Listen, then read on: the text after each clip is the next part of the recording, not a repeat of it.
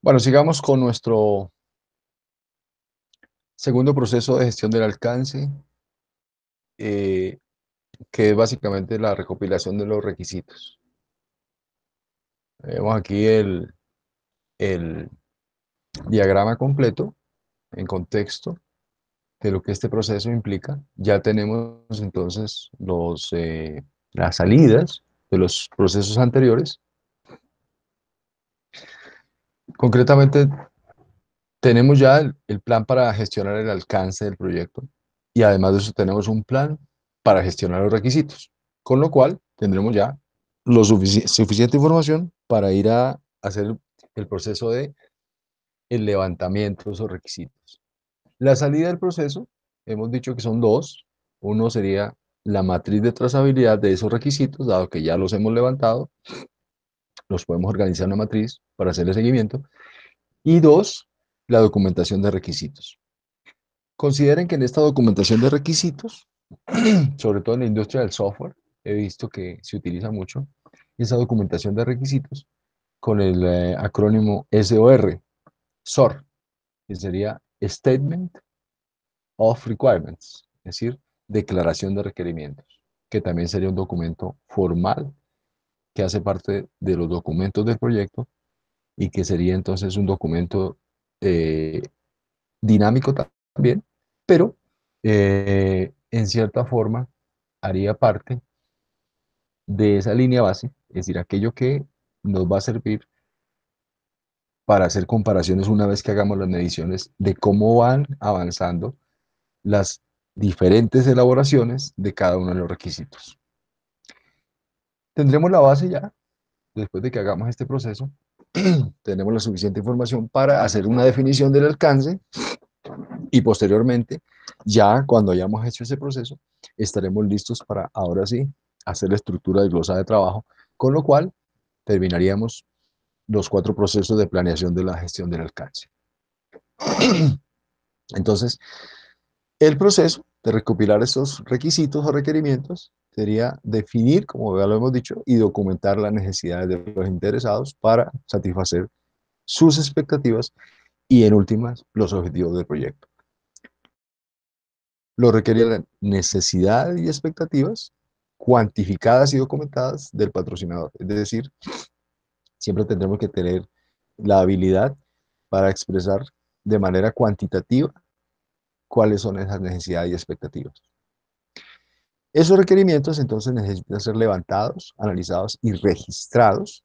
Hablamos de documentados o registrados en suficiente detalle para ser medidos a medida que se ejecute el proyecto. El desarrollo de esos requisitos comienza con un análisis de esa información contenida en el acta de constitución del proyecto y en el registro de interesados. Recordemos que en el registro de interesados existía una información clave que era cuál era la expectativa, qué es lo que quiere cada una de esas partes interesadas en términos de lo que el proyecto va a entregar. Esas serían las consideraciones generales del proceso. Ahora, consideremos que existen, perdón, varios tipos de requerimientos, que lo vamos aquí a mencionar en categorías. Sería los requisitos técnicos, sería atender la pregunta cómo, cómo vamos a suplir esas necesidades.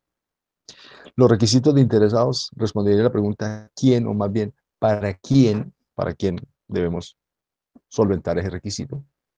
Y los requisitos de negocio, que están en la parte superior, responderían a la pregunta ¿qué? ¿Qué hay que hacer?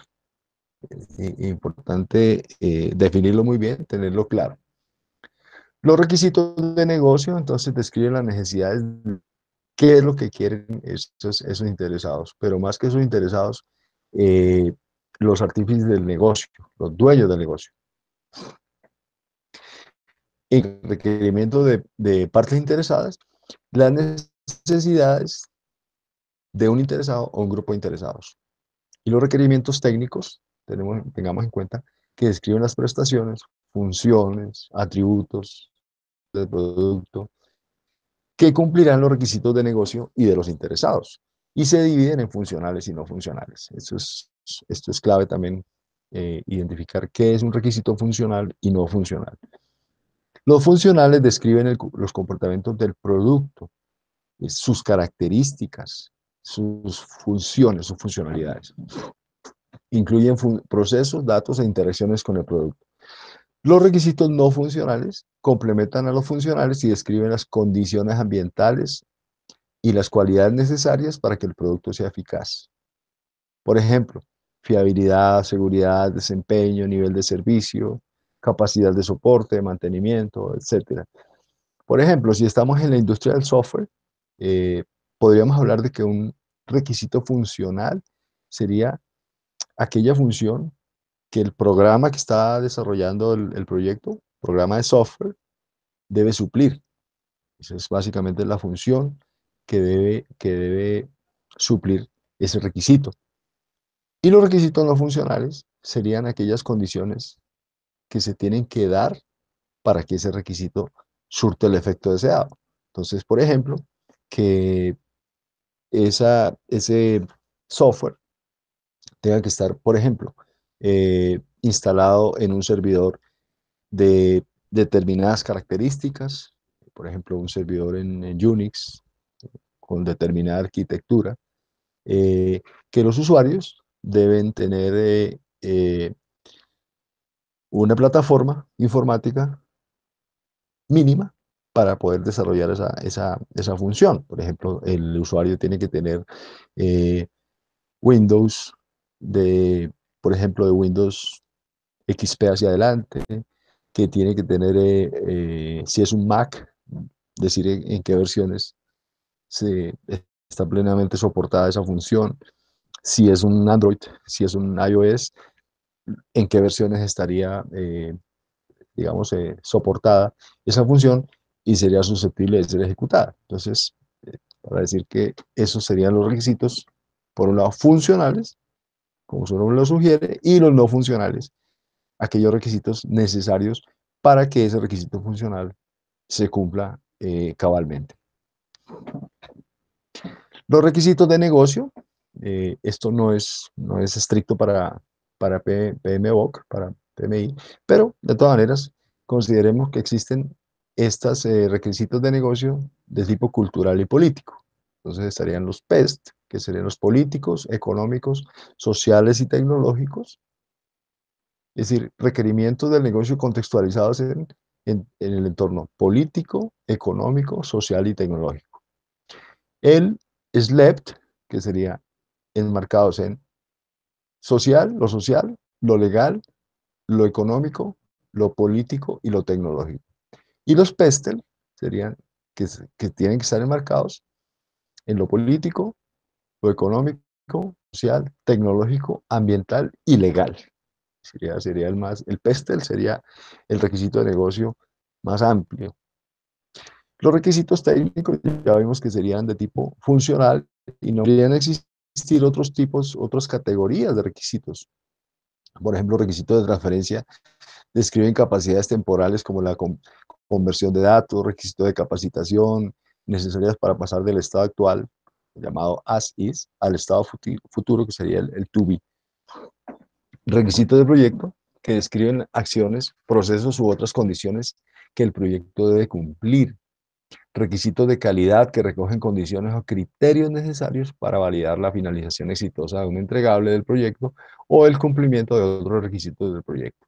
Entonces, lo que queremos aquí resaltar es que sí existen los requerimientos de negocio en estos contextos, requisitos técnicos, obviamente, que se tienen que cumplir, pero podrían existir, digamos, de manera ulterior, si se quiere, otras categorías de requisitos que también deberíamos atender, relacionados más que con el entorno, con requisitos de transferencia del producto, una vez que ya esté terminado, acciones, procesos u otras condiciones que el proyecto debe cumplir. Es decir, aquí básicamente se trata como de abarcar todo el entorno completo en donde ese requisito se tiene que manejar.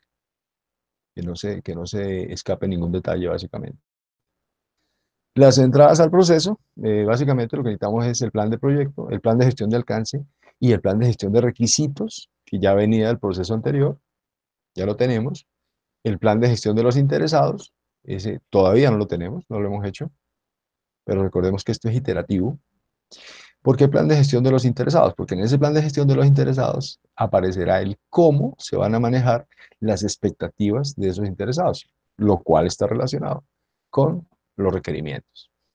En el charter recordemos que había ya una descripción de los requisitos de alto nivel de lo que el proyecto hace y no hace. Y el registro de interesados, que básicamente sería esa matriz en donde aparecen nuestro listado de interesados o grupos de interesados con sus correspondientes intereses, expectativas y lo que esperan del, del proyecto. En este caso, lo que esperan que el producto del proyecto entre a satisfacer en términos de sus necesidades y sus expectativas. Herramientas y técnicas en las que entrevistas importantes si estamos haciendo levantamiento de requisitos, poder entrevistar uno a uno los múltiples, digamos, partes interesadas de, de ese requerimiento, es decir, los usuarios, eh, la gente de soporte, toda la órbita de interesados que estén relacionados, podemos estar pensando que las entrevistas son una técnica válida. Entrevistar participantes del proyecto, interesados, expertos, grupos de opinión. Entonces, reunir interesados precalificados y expertos en la materia para aprender acerca de sus expectativas y actitudes acerca de un producto, servicio o resultado. Todo esto nos indica que es mejor analizar muy bien antes de empezar a hacer una digamos, labor de levantamiento de requisitos sin una metodología adecuada. Entonces, entrevistar a los interesados es importante, pero también a través del grupo de opinión determinar una metodología adecuada. Un moderador o guía a través de discusiones interactivas diseñado para hacerlo más conversacional que una entrevista uno a uno. Lo que hacen es asegurarnos un buen entendimiento y una muy buena documentación de esos requisitos. Los talleres facilitados, entonces, son, que también va a ser una técnica que vamos a abordar en los diferentes procesos. Esos talleres, entonces, son sesiones focalizadas que reúnen a los interesados interfuncionales para definir los requisitos del producto. Entonces, entre mayor sea la participación de esos participantes en los talleres, será más rico el proceso de levantamiento de requisitos, es decir, será más preciso, corresponderá más realmente con la necesidad del usuario final. Y las técnicas grupales de creatividad, entonces sería más que una simple tormenta de ideas, un grupo variado de actividades que pueden ser organizadas para identificar los requisitos. Técnicas de grupo nominal, técnica Delphi, que ya la vamos a ver más adelante, mapas mentales, diagrama de afinidad, en fin. Existen muchas, muchas técnicas hoy en día para recopilar requerimientos, que las vamos a ver a continuación una por una. Las técnicas grupales para toma de decisiones sería entonces evaluar las múltiples alternativas para tomar decisiones y se puede usar para generar, clasificar y priorizar requisitos de producto. También métodos para tomar decisiones de grupo. Por ejemplo, decisiones que son unánimes por mayoría simple, decisiones tipo dictaduras, decisiones dictatoriales y decisiones pluralistas. Entonces, esto también es importante para tenerlo claro como concepto, que esas decisiones al interior del proyecto pueden estar enmarcadas en alguno de estos elementos que estamos aquí resaltando. Decisiones unánimes, es decir, cuando hay unanimidad por parte de los interesados, por ejemplo, del equipo de proyecto, cuando se somete a una votación y se acata la decisión por una mayoría, resultado de la votación, cuando las decisiones son dictatoriales, de tipo dictatorial, sea esta decisión eh, del gerente de proyecto, del sponsor o de cualquiera de las partes interesadas del proyecto investidas de autoridad. Y pluralidad sería una decisión enmarcada en un ambiente más democrático, en donde básicamente se considera la pluralidad en este caso del grupo. Cuestionarios y encuestas también es una técnica muy usada muchas veces cuando no se tiene la facilidad de hacer una entrevista pesada o el dueño del requisito, perfectamente en algunos casos es viable utilizar encuestas online, entrevistas, sean estas por escrito, a través de plataformas para hacer encuestas online, cuestionarios, llamadas telefónicas, en fin. Nada está, digamos, limitado a que podamos recopilar la mayor información que enriquezca nuestra documentación de requisitos. Y las observaciones en campo, lo que se llama en términos generales el job shadowing, es decir, provee una forma directa de visualizar a individuos en su entorno y cómo ellos ejecutan su trabajo y llevan a cabo sus procesos. Es una técnica básicamente de observación en donde hay un perito o un recolector de requerimientos que básicamente está haciendo acompañamiento físico del individuo en su entorno productivo, de cómo está haciendo las cosas, observando realmente cómo está haciendo el trabajo y tratando de recopilar eh, cuáles son las necesidades que tiene ese usuario para hacer su labor, dado que estamos recogiendo los requisitos, seguramente para mejorar la forma en que está trabajando. Los prototipos, hemos abordado como dummies, renders y ese tipo de cosas, serían modelos del producto que se espera que produzca el proyecto antes de que realmente se haya empezado siquiera a construir. Entonces, hablábamos también de que estos prototipos son muy válidos en proyectos, eh, creo yo que en todo tipo de proyectos, pero son más relevantes cuando estamos hablando de proyectos de largo aliento, en donde básicamente se tiene que tener muy claro cuál es cómo va a ser el aspecto en el que luce el producto final del proyecto. El benchmarking o estudios comparativos sería entonces una muy buena forma de determinar qué tan bien se desempeña el producto comparado con otros.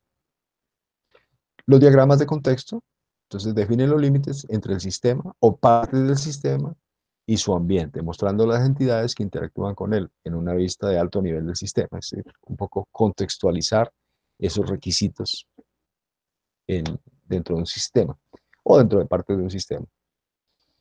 Y el análisis de documentos como técnica sería investigar que los analistas de negocio, recordemos que los analistas de negocio eh, aquí son básicamente quienes hacen la labor de recopilar y entender muy bien esos requisitos del usuario final, entendiendo el usuario final como el negocio para el que está funcionando el proyecto. Y tratan de encontrar la información necesaria para entender. En los documentos se puede encontrar la historia de la organización ejecutante, su estado financiero, las inversiones que se han hecho, etcétera. Esta parte de analistas de negocio, business analyst, eh, recuerden al principio del curso, hablábamos de que PMI tiene una certificación profesional para esta, eh, digamos, marco de referencia de cómo se deben recopilar esos requisitos, pero en términos de lo que realmente necesitan las organizaciones o las empresas, los negocios. Y no solamente entender cuál es la necesidad del cliente puntual, sino poderle enmarcar en la estrategia de esa organización, sus estados financieros, las inversiones, el mercado en el que funciona, en fin, más que un eh, rol de recopilador de requisitos, estamos hablando de negocio. ¿Qué sería? Entonces, como la fase siguiente al simple recopilador de requisitos. analista de negocios. Pero básicamente es quien está en capacidad de hacer análisis de documentos. Los requisitos funcionales, entonces, formular estas preguntas clave sería importante para determinar esos requisitos funcionales. ¿Cuál es el del producto? Es decir, ¿para qué atributos se quiere que ese producto tenga? ¿Qué acciones debe realizar el producto? ¿Qué funciones son necesarias para solucionar los problemas del cliente o el usuario? Es decir, ¿qué problemas va a resolver el producto? Es importante conocer esa parte. Y las preguntas que se podrían hacer a continuación sería, ¿se puede medir? ¿Cómo se puede medir? ¿Se puede probar? ¿Cómo? ¿Qué más se necesita si algo está saliendo mal? ¿Se pueden evaluar los riesgos? Todas estas cosas deberían entonces estar eh, claras antes de ir a hacer la labor de recoger requisitos. En cuanto a los talleres facilitados, esto pues es informativo, también lo vamos a pasar un poco rápido. Eh, Podría entonces, estamos hablando de esas sesiones de trabajo que se enfocan eh, en los interesados clave para definir los requisitos que debe suplir el producto. Se consideran como una de las técnicas principales para definir muy rápidamente los requisitos multidisciplinarios y conciliar las diferencias entre los interesados. Recordemos que hay grupos de interesados que pueden tener discrepancias o divergencias en el enfoque de cómo se requiere una funcionalidad determinada del producto. Entonces, no es tan fácil como ir y preguntarle al cliente muchas veces eh, a un solo interesado, porque sería una labor fácil. Pero cuando hay requisitos de tipo multidisciplinario, pues van a existir multiplicidad de enfoques, lo cual es un poco más compleja la labor de recoger esos requisitos.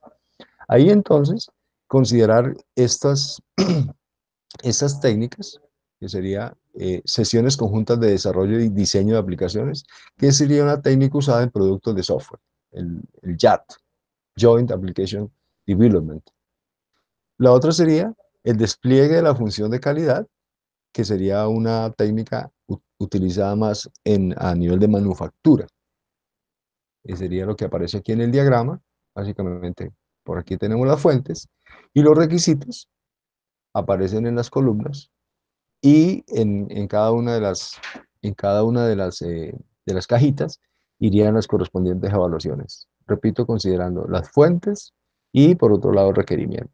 Entonces, ya tenemos una idea de que esos requerimientos deben estar ante todo identificados, normalmente con una codificación estándar que suministra la organización, pero cada requerimiento debería estar plenamente identificado si es que queremos relacionarlo, por ejemplo, con las fuentes. En esta técnica de QFD, Quality Function Deployment, eh, se comienza con la recopilación de las necesidades, lo que también se conoce como la voz del cliente, the voice of customer, y estas necesidades se clasifican y se ordenan por prioridad de manera objetiva y se establecen objetivos que permitan cumplir con ellas. Las historias de usuario, esto es algo muy actual, realmente es una técnica muy usada en este momento, eh, no solamente a nivel de los proyectos con enfoque ágil, sino también en este tipo de proyectos con enfoque tradicional. Y es básicamente los user stories, que lo que hacen es contextualizar muy bien un requerimiento en su contexto completo. Entonces, esas historias de usuario tendrán cosas como que cada requerimiento esté enmarcado en un contexto. Eh, yo, como profesor de este curso, deseo que mis estudiantes hagan sus tareas en los horarios o de acuerdo establecido en el curso. Entonces, fíjense que estoy poniendo el dueño del requerimiento, qué es lo que quiere ese dueño del requerimiento, cómo lo quiere, para cuándo lo quiere y cuáles particularidades puede tener ese requerimiento, pero lo estoy manejando como una historia. Y cada requerimiento puede tener una historia. Insisto, sería más para contextualizar ese requerimiento dentro de un sistema. En este caso, pues, de ese sistema que constituye el producto que vamos a relacionar. Vamos a mencionar algunas, algunas técnicas de recopilación de requisitos de manera muy rápida, solamente para tener ahí la idea de que existen. No es, digamos, tan clave para efectos del examen, pero sí es bueno saber que están ahí. Como, insisto, técnicas por hoy para fundamentalmente recopilar requerimientos. Una de las técnicas sería comprar una funcionalidad. Y es básicamente un panel de discusión en donde cada funcionalidad se somete a un proceso de compraventa tipo monopolio. Entonces, inclusive se utiliza dinero de monopolio o dinero de ese tipo. Y fundamentalmente lo que se hace es hacer un tamizaje de esos requisitos que tienen mayor valor o que se ha determinado que tienen una mayor oferta. Y es una excelente forma de hacer una priorización de los requisitos o de los requerimientos. Entonces, esto sería compra, compra una funcionalidad, una técnica, sobre todo en la industria del software, mm, utilizada con alguna regularidad. La otra técnica importante sería recordar el futuro. Recordar el futuro, pues es básicamente, como se sugiere aquí, considerar estos aspectos de unas especificaciones de core, unas especificaciones centrales del producto, pero considerar que hay una periferia que relacionada con ese requisito, que tiene que ver con la infraestructura, con los factores de éxito y algunas especificaciones adicionales. Si ustedes entran a mirar el detalle para este contexto, de este ejemplo, pues se tiene eh, que son, se está hablando de unas especificaciones de un software, ¿cierto? Entonces, comprar la película, rentar la película, eh, todo lo que aparece aquí, ¿verdad? Y unos factores de éxito están plenamente identificados. Y la idea de esta técnica es, recordar el futuro es mirar a futuro, contextualizar ese requerimiento a futuro, pensando en una experiencia de usuario y cómo se podría realmente enriquecer ese requerimiento. La otra técnica sería podar el árbol de producto. Y básicamente lo que se arranca es con un tronco que constituye pues el core de, de ese requerimiento y una serie de ramas que básicamente lo que tienen es información complementaria de ese producto. Que pues básicamente seguimos con el mismo ejemplo anterior y pueden ustedes ver que ese tronco realmente corresponde de core.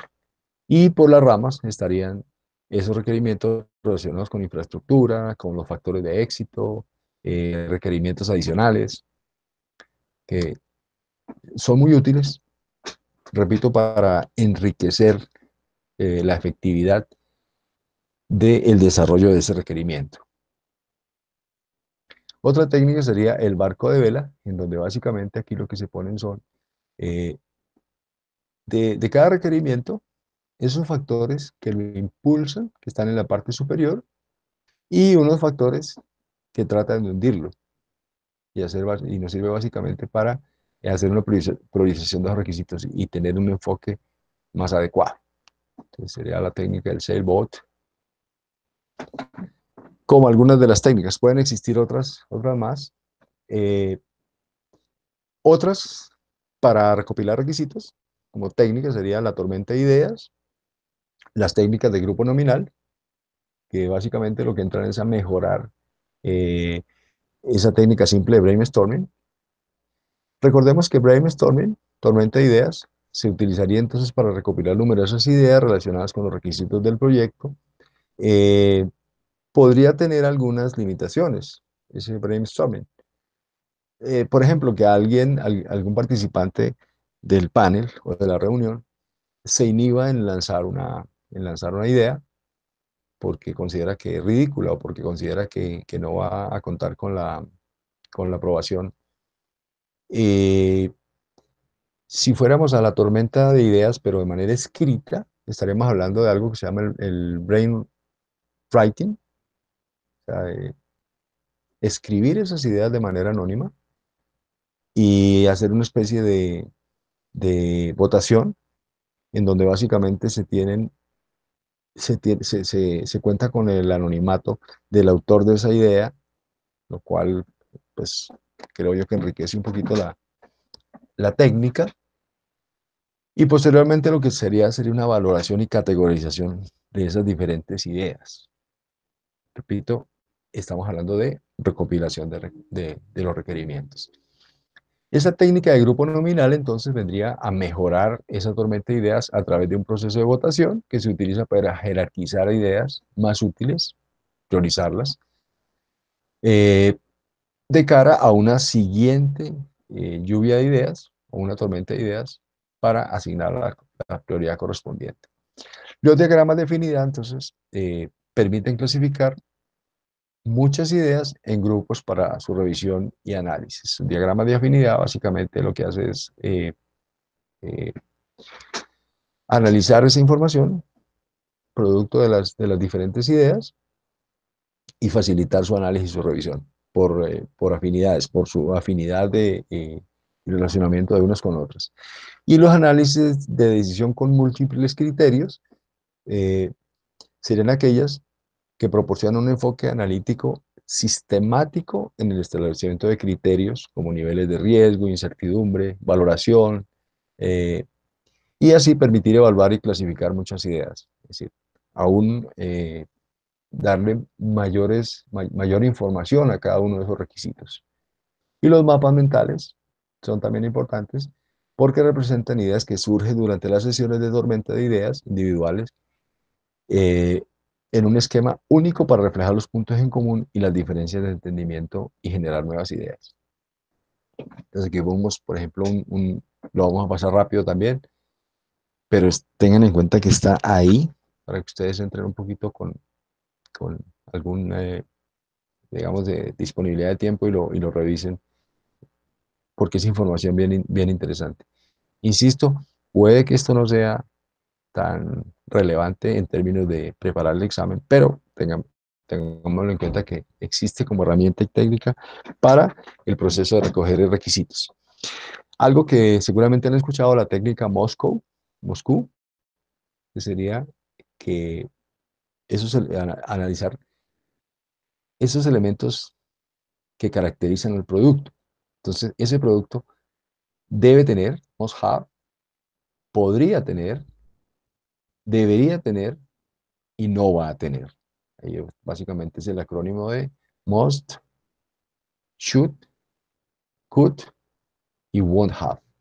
Y las OS, la Moscow, se han puesto para relacionarlo con el nombre de la ciudad, pero básicamente es MSCW.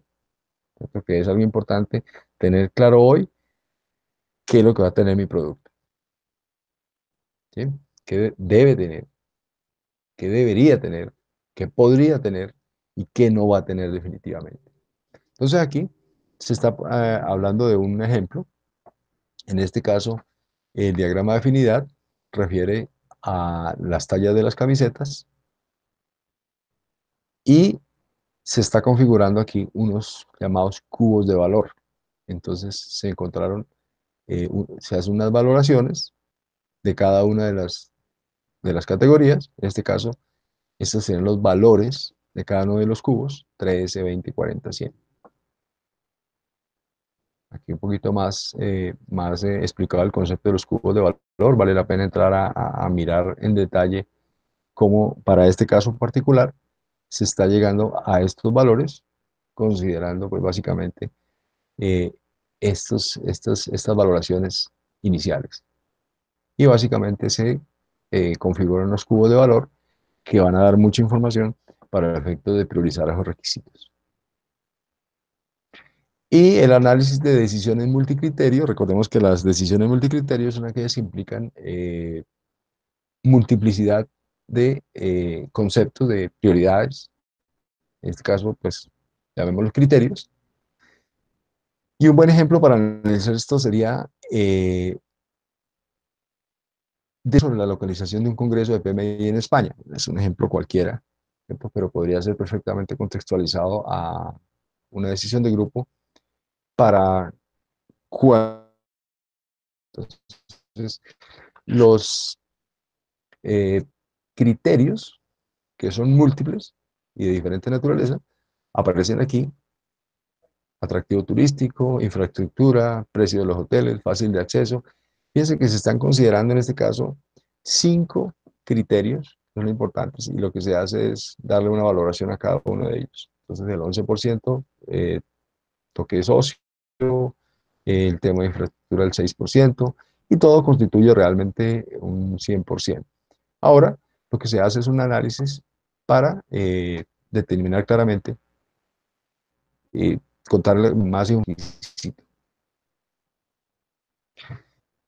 Y las técnicas grupales de creatividad sería utilizar toda esa información que podría configurar matrices que le dan alguna complejidad para efectos de llegar a una cuantificación que nos permite establecer una prioridad de ese requisito. Esto sería un ejemplo de mapa mental. Recordemos que un mapa mental básicamente lo que hace es contextualizar una idea en un ambiente gráfico, con lo cual facilita muchísimo el entendimiento. Otro ejemplo de mapas mentales, en este caso, para el ejemplo que estamos abordando: aplicaciones corporativas, asociaciones de mujeres, requisitos. Y deberíamos considerar todos estos elementos: incidencia política, atención directa, gestión de proveedores, y alrededor de cada uno de estos elementos podrían existir otras variables que es perfectamente válido o necesario, más bien, considerarlas para efectos de la recopilación efectiva de esos requerimientos. Hablábamos de las técnicas de toma de decisiones, y hablábamos de que estos sí son conceptos realmente que tenemos que considerar, conocerlos, sino memorizarlos, saber de qué se trata. Las decisiones basadas en la unanimidad, y es una decisión a la que se llega cuando todos están de acuerdo en seguir una única línea de acción. La forma de alcanzar una forma es a través de la técnica Delphi, que ya vamos a ver de qué se trata. Una decisión basada en mayoría, en la que se llega con el apoyo de más del 50%, dependiendo mucho de juego, pero 50 más 1, 50, pues básicamente haría parte de las reglas que se establecen para administrar el proyecto o cómo esa organización, ese tipo de situaciones. La verdad sería entonces una decisión a la que se llega cuando el conjunto de personas más numeroso del grupo toma la decisión, aun cuando no se alcance la mayoría. Se utiliza por lo general cuando el número de opciones propuestas es superior a 2, cuando estamos hablando de grupos numerosos. Y la dictadura, pues hablábamos de que es alguien el que toma la decisión, una persona, y básicamente es una decisión que tiene que acatar eh, la, los integrantes del grupo. La técnica Delphi, que la vamos a estar abordando muchísimo porque es muy útil para el tema de estimaciones, no es otra cosa anónima a expertos. Entonces, lo que se hace aquí, y se habla de unanimidad, es que esa técnica podría ser hacer una serie de consultas a expertos, pero de manera anónima. Es decir, que un experto no sabe que además de él, le están preguntando a otros tantos expertos. Y cada uno de los expertos obviamente va a dar una respuesta. Lo que hacemos nosotros como recopiladores de esa información, pues es básicamente analizarla, procesarla y seguramente hacer una siguiente ronda para encontrar valor más cerca de la realidad, a lo que necesitamos saber. Insisto que es una técnica no solamente para recopilar requisitos, sino, por ejemplo, para hacer estimaciones, estimaciones más complejas, estimaciones de un costo, de una duración, de una actividad, eh, y mil cosas que podemos estar requiriendo como información clave para gestionar el proyecto. Técnicas para utilizar en esas reuniones grupales, pues, sugerimos estas. Insisto, no le vamos a gastar mucho tiempo a esto. Sepamos que está ahí. Esto lo llaman aquí el espectro de decisión de Gene Highsmith. Es importante mirarla, de pronto se puede conseguir información adicional con, con buscarla en la red de pronto. Y la técnica Delphi, que básicamente sería una, un círculo virtuoso en donde tenemos preparar un cuestionario.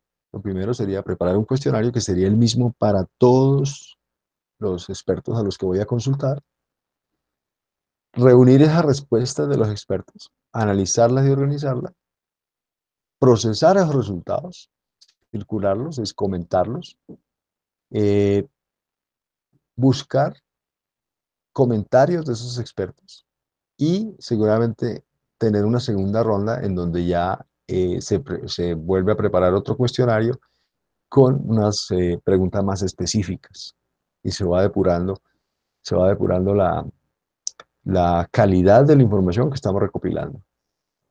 Y la técnica Delphi de banda ancha sería usada en métodos ágiles para consensuar estimaciones. Todos puntúan a la vez, discuten las desviaciones y vuelven a puntuar hasta llegar al consenso. Esto sería entonces una técnica Delphi de banda ancha.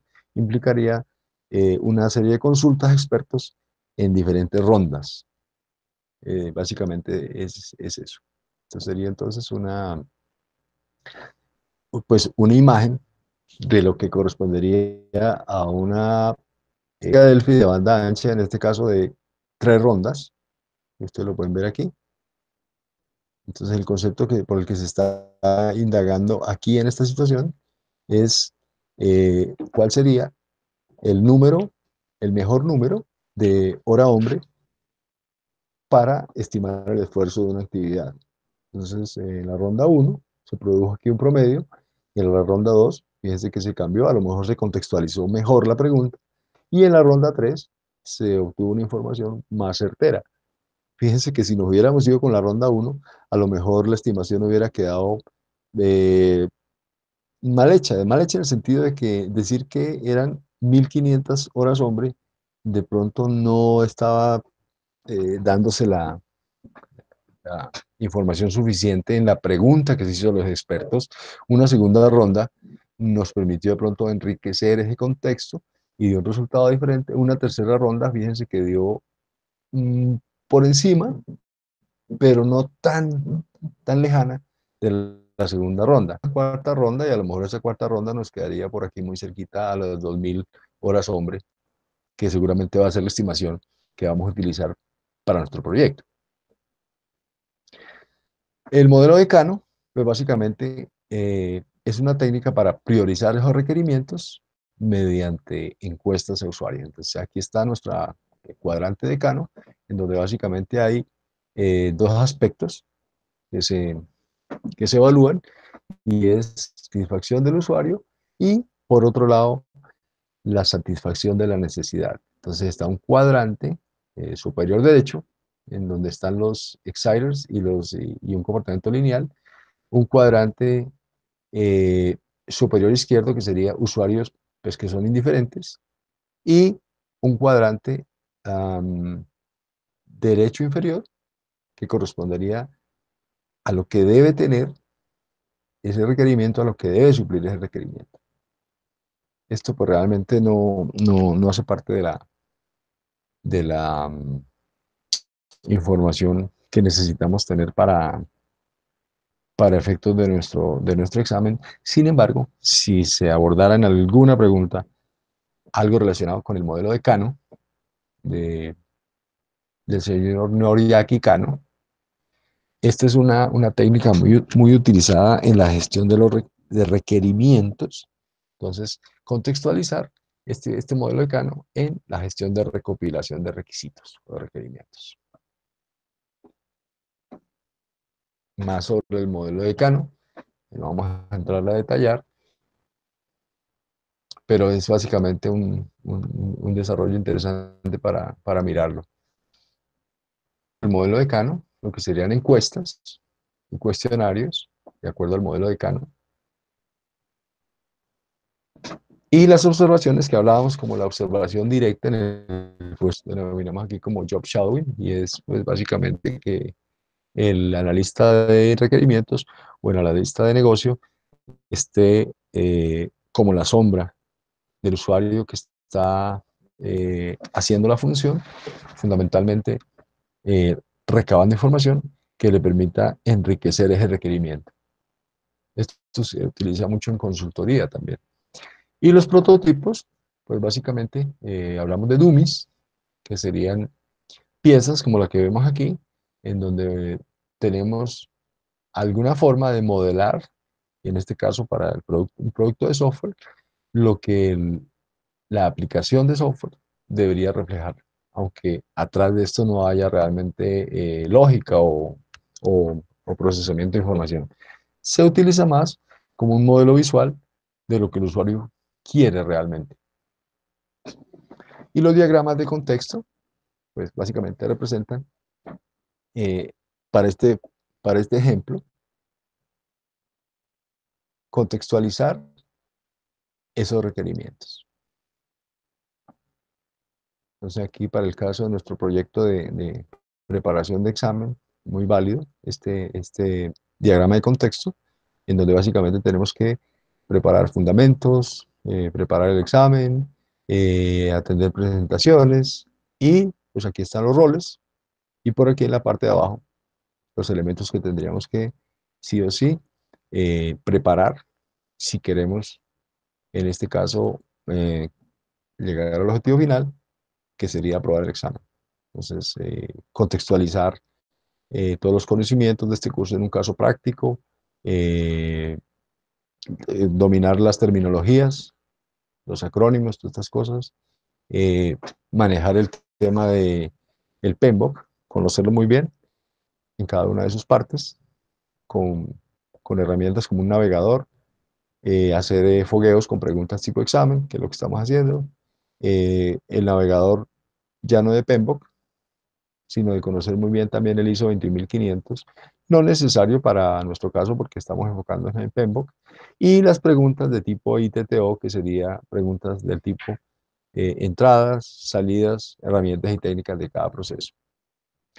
Los diagramas de contexto, pues hemos visto que básicamente los requerimientos se contextualizan y se representan, en este caso, en un diagrama que corresponde también en el requerimiento en la industria del software, en donde se habla de una capa de datos, una capa de negocio y, y una capa de, de interfaz de usuario, ¿verdad? Entonces, están estos tres contextos, tres enfoques diferentes.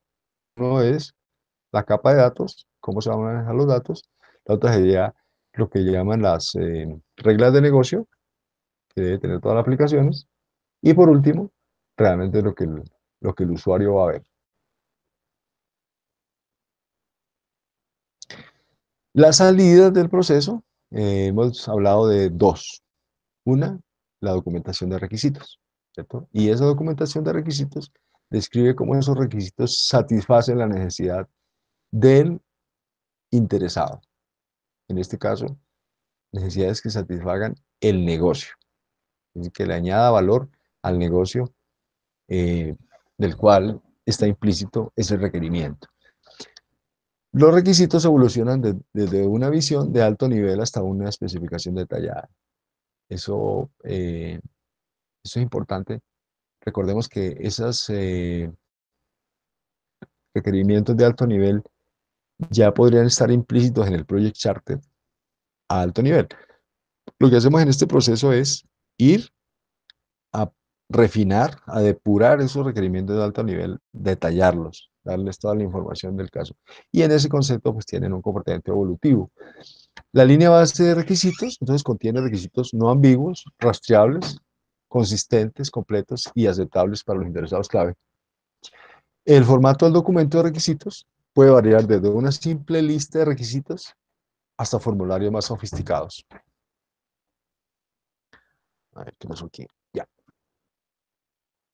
Entonces, fíjense que en esta documentación de requisitos, estamos hablando de un identificador del requisito, una descripción de ese requisito, la parte interesada para la cual ese requisito es importante, una categoría de ese requisito. Por ejemplo, en esta categoría podemos estar hablando de requisito funcional, no funcional, eh, la categorización que corresponda, la prioridad. En esta prioridad, pues básicamente podríamos estar hablando de que la organización define unas prioridades, por ejemplo, de 1 a 5, los criterios de aceptación de ese requisito, querría decir entonces qué debe cumplir ese requisito para que sea aceptado por la parte interesada que lo pidió, y cuál sería el método de validación de que ese requisito cumplió a cabalidad esa necesidad que estaba tratando de suplir.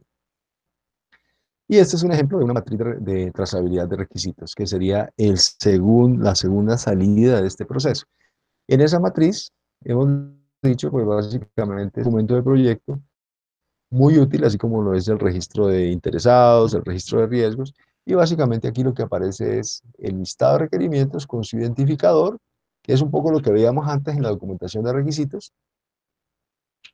Podrían ser, en este caso, muy parecidos, pero tengan en cuenta que, me vuelvo un poquito, esa documentación de requisitos podría eh, tener un formato tipo texto, es decir, un documento en donde, dado que se maneja a lo mejor información más detallada, gráficos, diagramas, ese tipo de cosas, podría esa documentación de requisitos realmente no corresponder a una tabla, sino a un documento tipo texto, texto enriquecido, y representar allí toda la lista de requerimientos que se tengan. La matriz, en cambio, sí tiene que referir la información clave de cada uno de los requisitos, de manera que le podamos estar haciendo seguimiento a esos requisitos.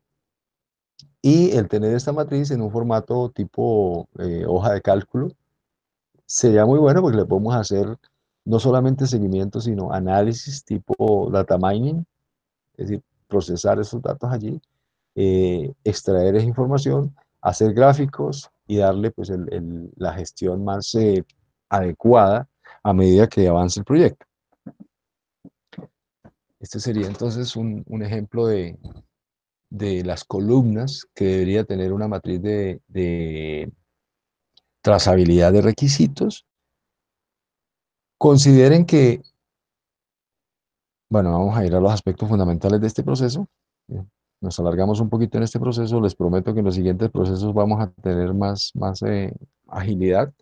Eh, Consideren que en su carpeta de Google Drive, en esta lección de alcance, van a tener un formato en Excel, ejemplo, de una matriz de trazabilidad de requisitos, y un ejemplo también de un documento de requisitos. Esto, como les digo, a título informativo, para contextualizar lo que estamos hablando aquí, pero para efectos de nuestro examen bastaría con tener los conceptos claros.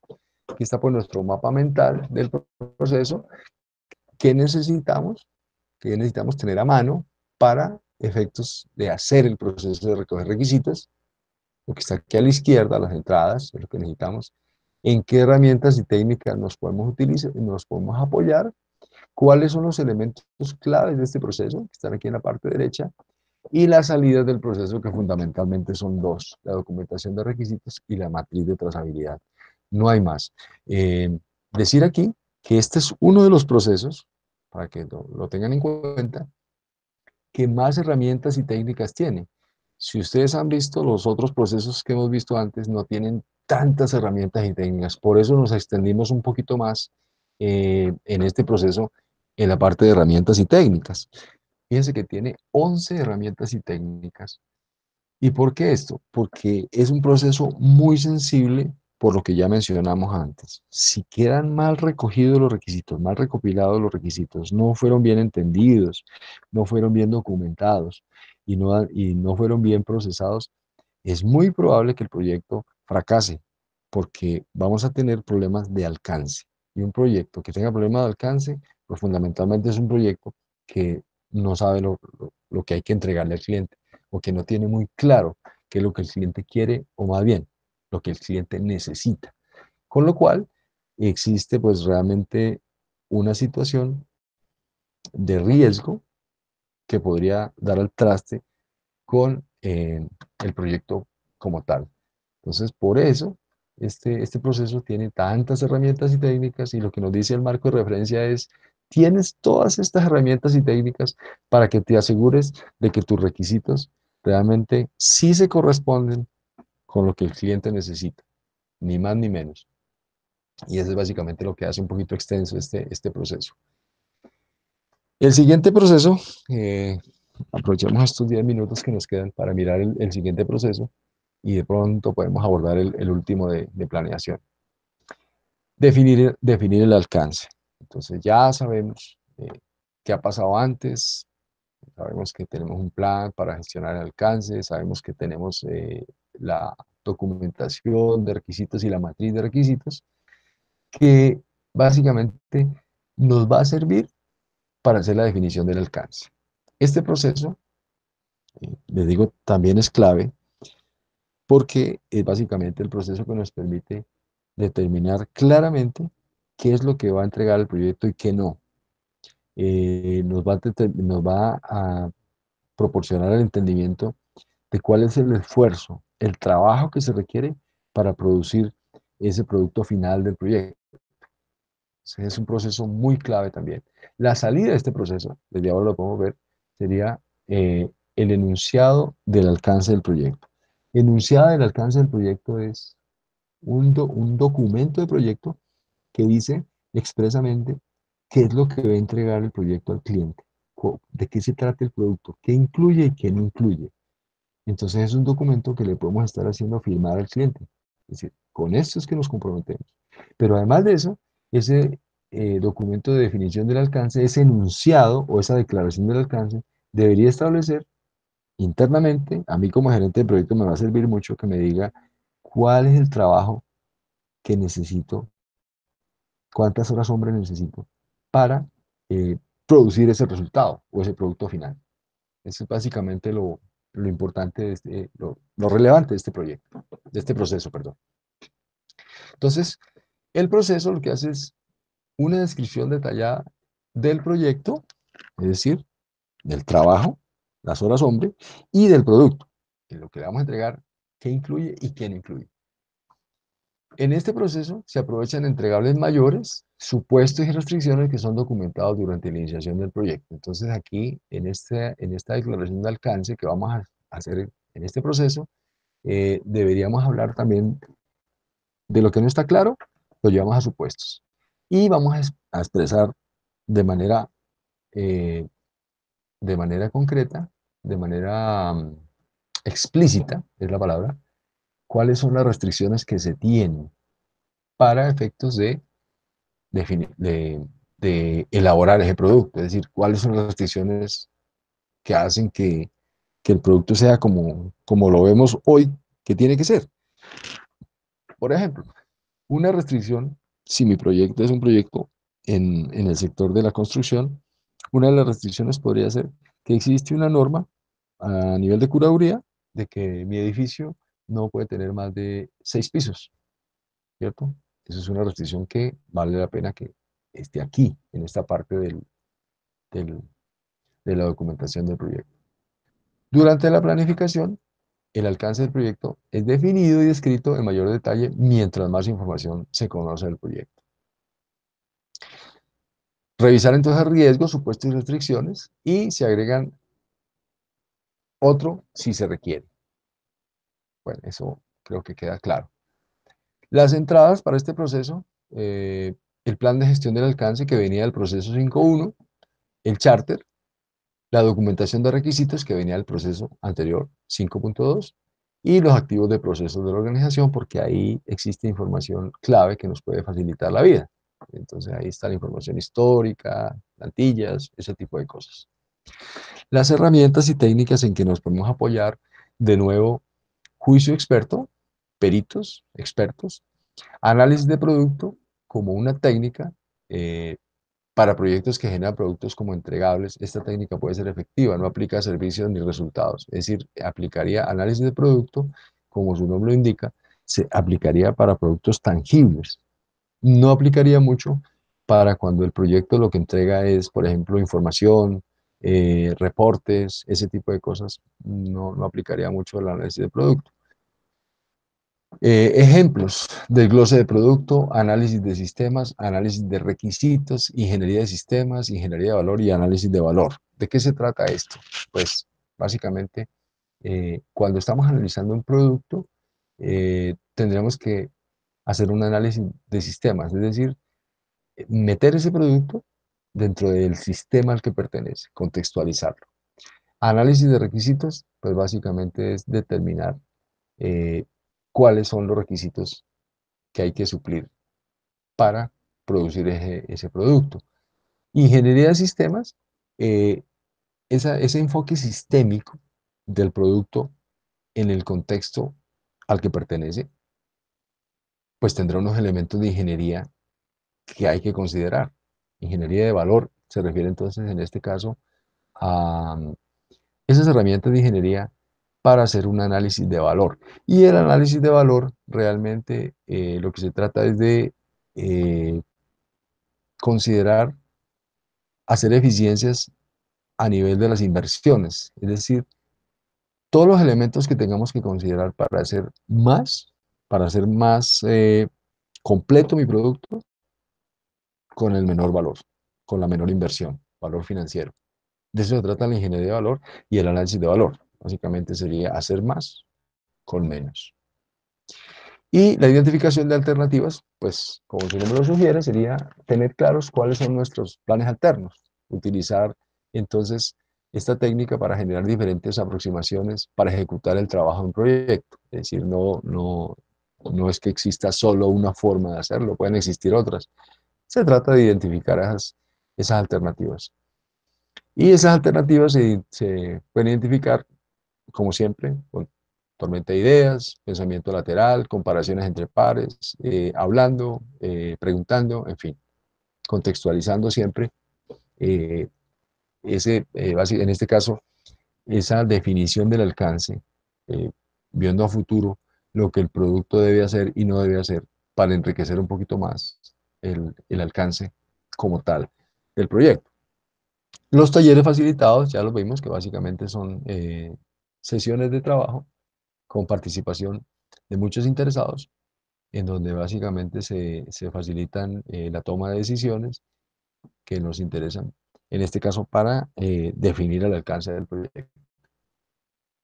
Las salidas, el enunciado alcanza el proyecto. Hemos dicho que es un documento de proyecto clave que, por un lado, detalla los entregables, es decir, dice claramente qué va a entregar el proyecto.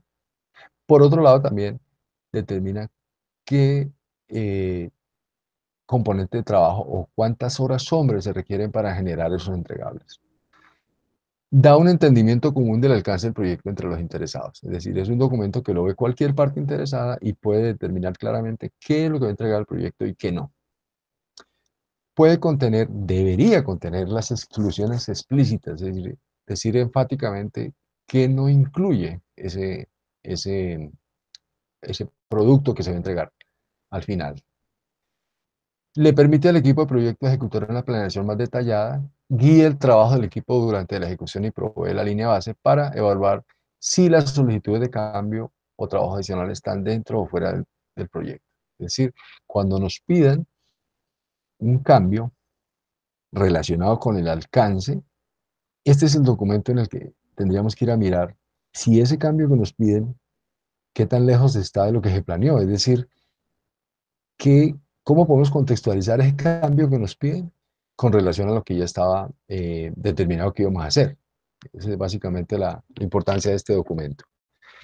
El nivel de detalle puede determinar que también el equipo de gestión puede controlar el alcance del proyecto. Eso también es clave.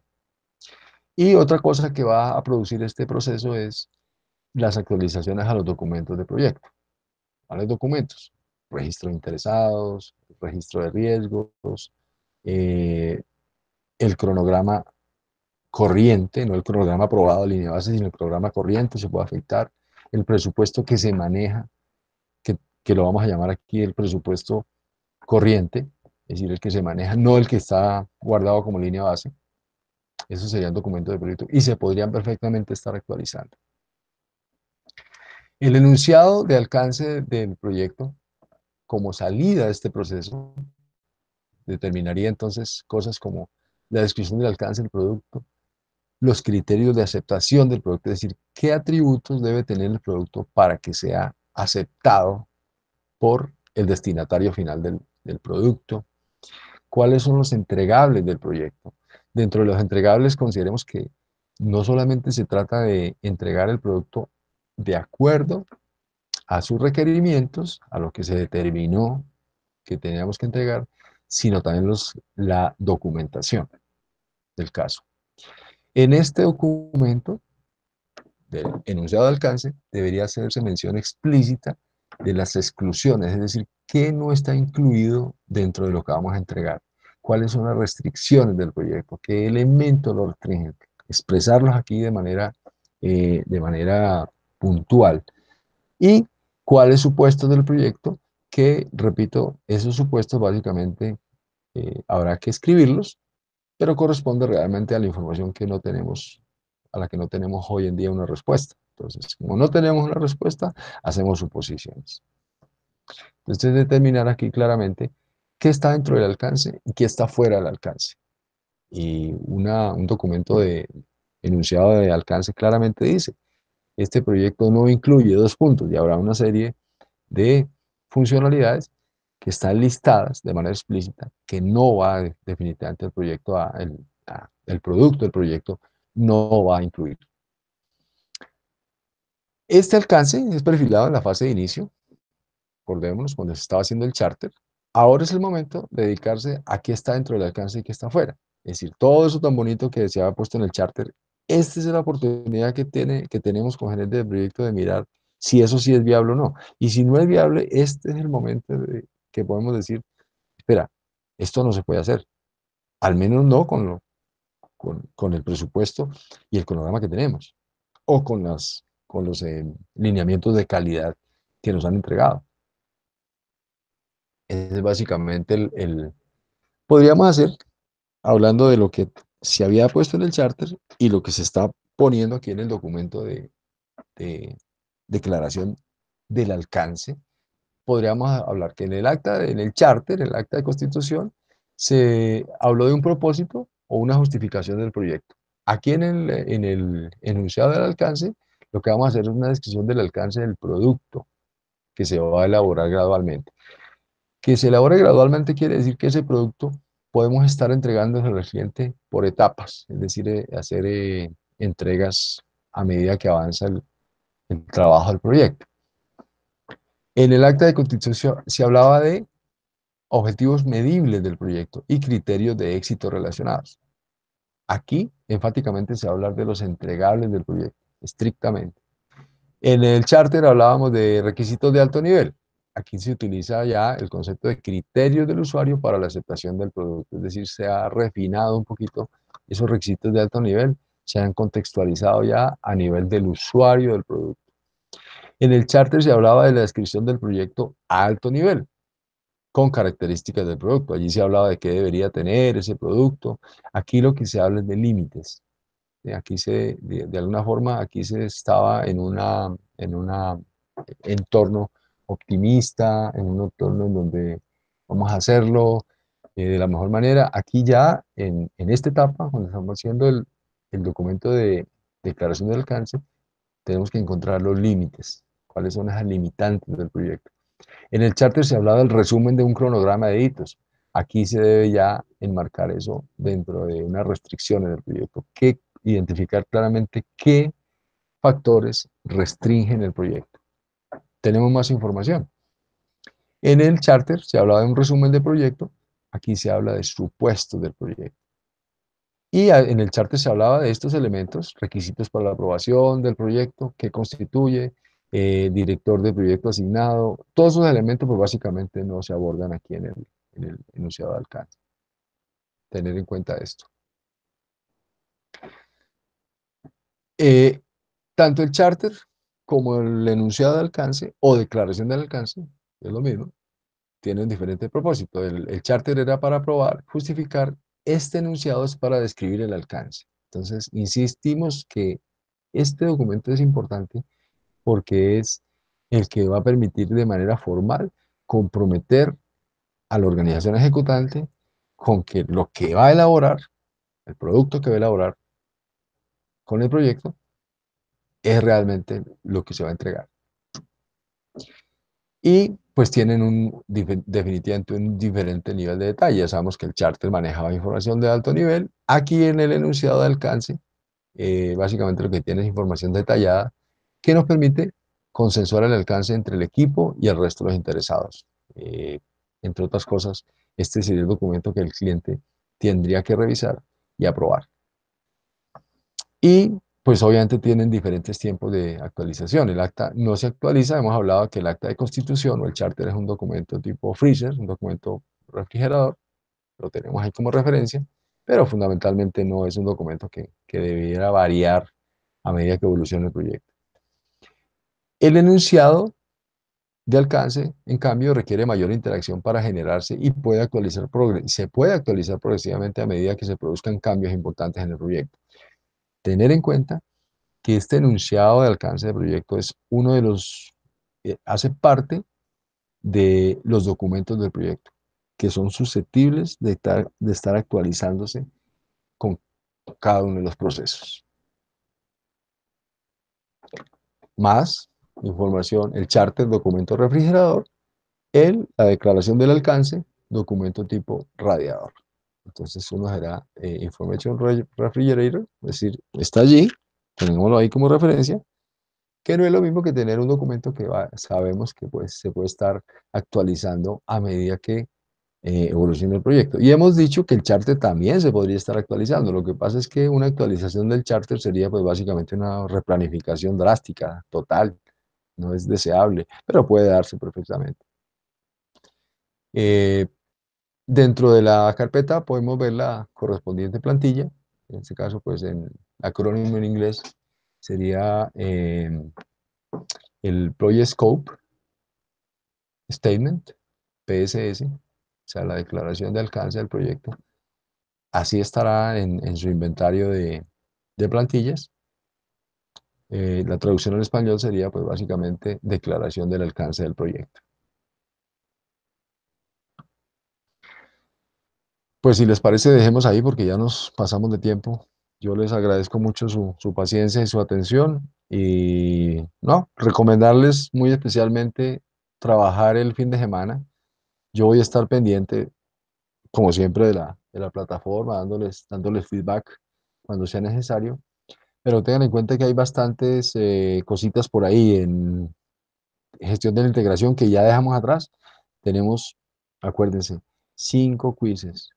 Inicio, planeación, ejecución, monitoreo y control. Entonces, tenemos que manejarlo de esa forma, ¿no? Por lo que ya hemos dicho. Sé que es un poquito demandante, pero nada que hacer. Nos toca manejarlo de esa manera. Bueno, muchas gracias. Entonces, seguimos en contacto. Igual ahí estamos en el chat pendientes también. Feliz fin de semana para todos.